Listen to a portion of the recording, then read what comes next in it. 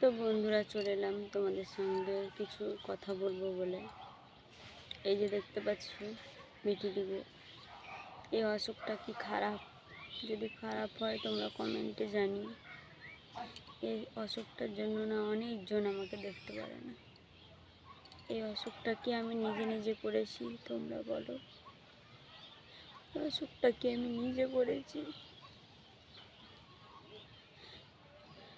এই অসুখটা আমাকে ভগবান দিয়েছে বলেই হয়েছে।